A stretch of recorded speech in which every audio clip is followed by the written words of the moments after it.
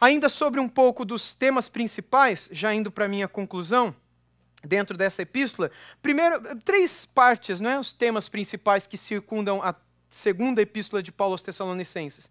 Paulo descreve a situação da igreja que ali estava, a igreja de Tessalônica, que não era fácil, que não era mole, não era tranquila, e segundo se conclui da expressão que está no verso 4 do capítulo 1, né? No capítulo 1, verso 4, Paulo descreve em todas as vossas perseguições e aflições que suportais, e no versículo 7 também, e a vós que sois atribulados. Então é para essa igreja que Paulo está escrevendo, mas o apóstolo dá graças a Deus, porque apesar de tudo, os crentes progridem na fé. Mesmo o sofrimento, eles progridem na fé e no amor e na paciência. Fé, amor e paciência com que suportam os sofrimentos, as angústias pelo meio das quais eles passavam, não é? Paulo os exorta a perseverarem em meio às perseguições. Paulo dá graças a Deus porque eles progrediam em tudo aquilo e garante a eles que a fé deles seria recompensada e que aqueles que perseverassem até o final, eles receberiam do Senhor a sua recompensa. E aqueles que os perseguem também receberiam alguma coisa no final, ou seja, o justo castigo quando se manifestar o Senhor Jesus desde o céu, como Paulo escreveu. Já quanto à segunda vinda de nosso Senhor Jesus e a nossa reunião com Ele, como Paulo coloca no capítulo 2, no versículo 1, ele afirma que não é um acontecimento imediato, mas que antes deve aparecer o iníquo. Embora para nós a expectativa é sempre de limiar, sempre de imediata, sempre de... Paulo deixa claro, olha, fica tranquilo que ainda tem coisa para acontecer. Pelo que ele apresentou, e Paulo resume aqui com suas outras palavras, tem coisa para acontecer. E essa coisa para acontecer que ele descreve é o que está no capítulo 2, versículo 8 e 9, o aparecimento do iníquo que agiria segundo a eficácia de Satanás. E é certo que esse mistério da justiça, do capítulo 2, versículo 7, que já está atuando, e que um dia chegaria a ser manifesto plenamente, o mistério da injustiça, né? Plenamente seria manifesto, mas que quando ele assim o fizesse, capítulo 2, versículo 8, agora, ele seria totalmente destruído pelo Senhor, quando o Senhor do céu trouxesse juízo e vitória, aí capítulo 2, versículo 12, né, para todos aqueles que crerem na verdade, e que antes não tinham o seu prazer na iniquidade, mas o seu prazer estava na verdade. Então, o retorno de Jesus viria e a recompensa dos justos é certa. Esta exposição toda de Paulo, né, aos Tessalonicenses, ela é imediatamente seguida, que é a conclusão da carta, por uma ação de graças e algumas breves exortações sobre como eles deveriam viver.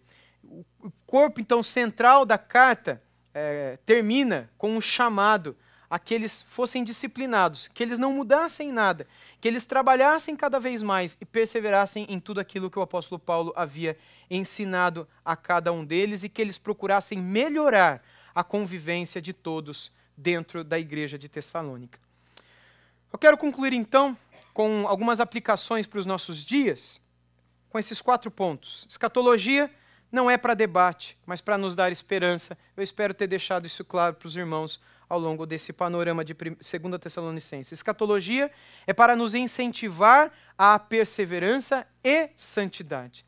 Escatologia é para a lembrança das coisas do fim. E lembra, pessoal, só um parênteses aqui, escatologia não tem nada a ver com estudar milenismo, pré-milenismo, dispensacionalismo. Isso é uma coisa só da escatologia. É Apocalipse 20 só. Escatologia estuda a morte, escatologia estuda sobre o inferno, escatologia estuda sobre o lago de fogo, escatologia estuda sobre o juízo final, chamado popularmente assim, o julgamento do trono branco, a escatologia estuda sobre novos céus e nova terra, a escatologia estuda sobre todas as coisas relacionadas ao fim dos tempos. Então, quando você for estudar escatologia, não se prenda apenas com as coisas relacionadas a milênio, porque isso é apenas um ponto só, que muitas vezes freia e meio que amputa as tuas pernas para que você cresça e caminhe mais longe no conhecimento dessa doutrina. Escatologia, então, é para nos incentivar à perseverança e à santidade. Penúltimo ponto é que escatologia é a mensagem de conforto para quem está em perseguição.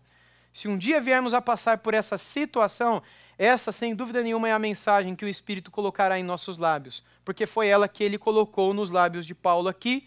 Quando nós abrimos 2 Pedro capítulo 3, nós também as vemos ali, inclusive com o apóstolo Pedro citando novos céus e nova terra. E quando nós olhamos outros trechos das Escrituras, quando mensagens sobre o sofrimento são apresentadas, via de regra, palavras escatológicas são trazidas, deixando claro para nós que escatologia tem por objetivo acalentar, fortalecer e encher o nosso coração de esperança, enquanto a hora que só o Senhor sabe quando não chega. E eu concluo o último ponto dizendo que, enquanto sofremos, a esperança do Senhor, por meio dessa epístola, é que encontremos esperança. Para aqueles que estão no Senhor, sempre haverá esperança. Seja em momentos de paz, seja em momentos de guerra, seja em momentos de abundância, seja em momentos de escassez, seja em momentos de saúde ou momentos de doença, seja em momentos de grande companhia ou de solidão, seja em momentos de vitória pessoal contra o pecado e coisas assim, seja em momentos de derrota, quando a gente se sentir fraco e caído e abandonado. A esperança em toda a mensagem do Evangelho que um dia foi dada a nós é o que vai manter o nosso coração forte para enfrentarmos as coisas difíceis dessa vida, as aflições que nesse mundo nós encontramos, para que cheguemos de pé diante do Senhor, seja no dia de sua vinda, seja no dia da nossa ida. Amém?